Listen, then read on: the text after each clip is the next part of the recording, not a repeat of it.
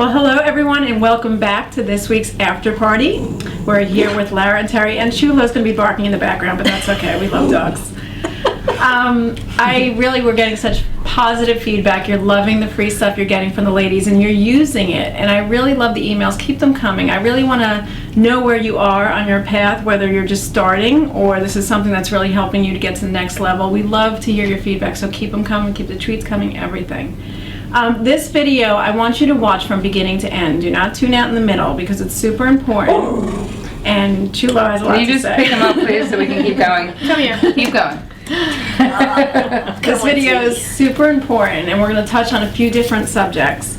So let's just start talking about what I noticed in watching this week's episode. There was a lot of betrayal. There was a lot of hurt and a lot of pain based on people not being loyal, or people feeling that, people they trusted, they were not being loyal to them.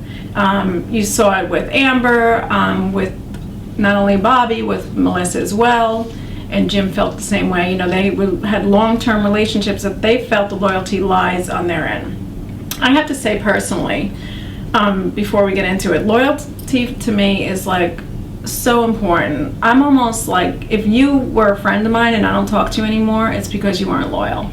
Because I'm like Chulo. I'm like a loyal dog, and I don't understand people who don't stay loyal. So for me, I know it's not very spiritual, and I'm still learning. I'm not here to preach at all, you guys are helping me. I literally have funerals in my head for people who are not loyal to me. Like, they die, and I mourn them, and then that's it, and then you're dead to me. I don't hate you, I don't wish harm on you, but you're out of my life. So that's how strongly I feel about loyalty. And, what is your take on that? Well, I just had a funny image of you having little funerals in your head. I really do. I mourn and I move on. My question would be, do you have a conversation with that person about what happened? I kind of don't, because I feel like that speaks volumes about a person. And I feel like intentions are everything. So, I wrote a blog on Bravo TV, and I got a lot of feedback from that intentions blog. If your intentions were poor and how you were disloyal, and that's clear to me, it just shows me about your character and who I really want around me, around my family, around my child. Mm-hmm. So I'm very cut and dry like that, and it's something I need to work on, I think, because it's not like I can't forgive. I forgive, and I send love, right. But you are out of my life. Mm-hmm. I have to say, no matter what, I'm really somebody who stands by my word and who I truly am. And I think I've shown a lot of you viewers that through the years, when something didn't feel right, I walked and I left. And my intentions, whatever I did and made mistakes along the way, they were always good and wasn't to hurt anybody. I made mistakes, of course we all do. We're human. We're here having a human experience. We're not Jesus. Right. We hope to get Jesus-like one day. That's our goal here. But we're not. We're human, and we're going to make our mistakes. But my intention is never ill. It's never to hurt anybody. So when that's done to me, I really get off balance a little bit. I lose my grounding. I really do. Well, I'm just wondering if when you say they're dead to me, in a sense, is that just a boundary that you're setting? I guess it is. Mm-hmm. That's a much better way of saying it. And I think, like we've said last week, we can be loving and accepting, and what that really means, though, is that when you think about the other person, you really don't feel tension in your body. It means you don't feel anger, you don't feel stressed. Yeah, I get to the point where that's why I have the funeral. I don't feel anything. It's like I mourn them. I'm sorry. Who I thought I knew is gone. That hurts, but I bless you and move forward. Mm-hmm.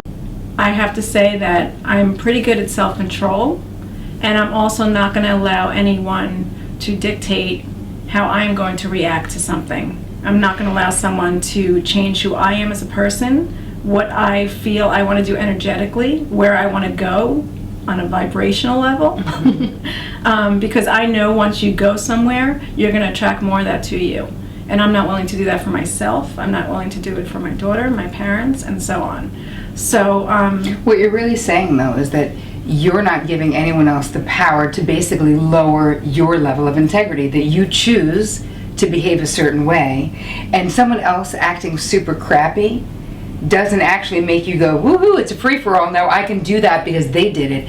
You still are in check with yourself. You're keeping your side of the street clean. Yeah, and it doesn't matter. There are people who say, well, that, she's keeping quiet, she must have something to hide, or she's not. No, that's not what it's about at all. It's about maintaining my integrity to me and not worrying what anyone else thinks. Worrying with where I am on my path and what I want to do in this lifetime here on this earth, and what I want to show my daughter, who's impressionable and looks to me, how you should be in life. And also, you just don't want to get yourself angry and worked up. No, It's again, a waste of energy. that's what you do. This is what you do, is teach us, when we get those reactions, and we talked about this in other vlogs, you get physically ill.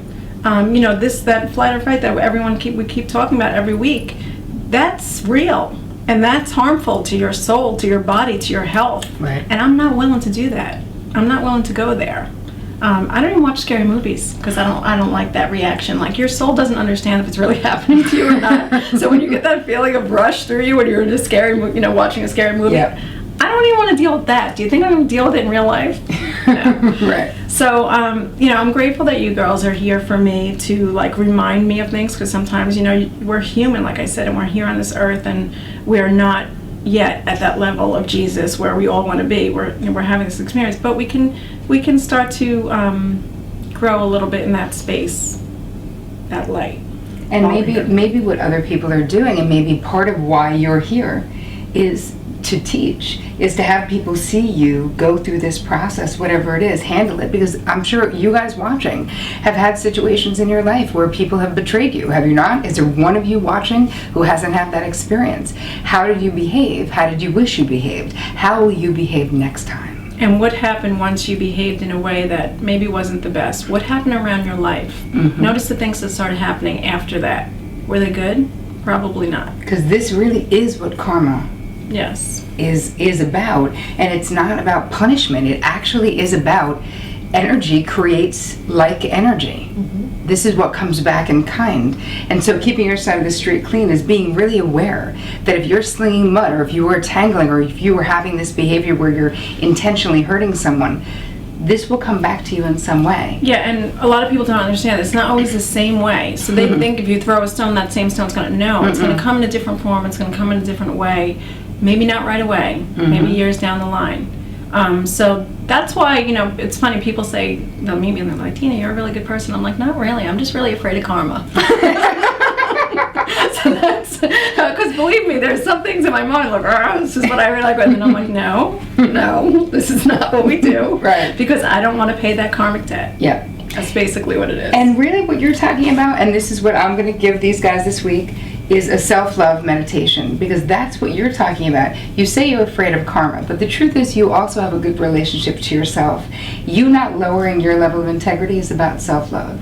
So I'm going to give you guys a free guided meditation about self-love and a blog on karma. What does it really mean? How do you not screw yours up? Yes, because when it bites you in the ass, it bites you hard. And I'm going to give them a really quick fight or flight exercise to release anger. It's really good to do, and it's pretty quick. So if you're feeling something and angry, before you actually react to someone, go do this exercise so that you can just keep your side of the street clean, like Terry said. And then I'm also going to give you a little video that you're just going to watch, and it really will get you in touch with who you are. Just who you are, and really what you are, and how you serve, what's important to you. Because I find that after you release the anger or whatever the frustration is, if you can get in touch with the way you want to be based on who you really are and your principles and the way you want to live, which is what you're really doing, then you'll make the right choices from there. Yeah, and we talked about seeing the divine in everybody, and I think it's not a mistake I make, but I will continue doing it. I'll probably continue getting hurt because I see the good in everybody, and I'm always so shocked when I'm betrayed or, when I'm hurt in that way, because I really saw the good in you. I saw that divine in you. So that, that will help you get to that place where you can recognize, well, it's still there. Maybe they just have to go through a little something first before they start recognizing it in themselves. Right. I like to say they're far from the light. Not evil, not bad, just far from the light. Got a lot of layers of the mud on. So. But we're all working. You know, I say all the time, I'm always under construction. I'm always growing. I'm always learning. You know, but I do feel like being in the public eye the way I am, I think I'm here to teach as well and be a conduit for women like our girls here who are really amazing healers. So continue to watch. Think about things that are going on in your life and how you can react differently so you can bring the wonderful things that are waiting for you. Indeed. And we'll see you next week. Say bye, Tula. Bye.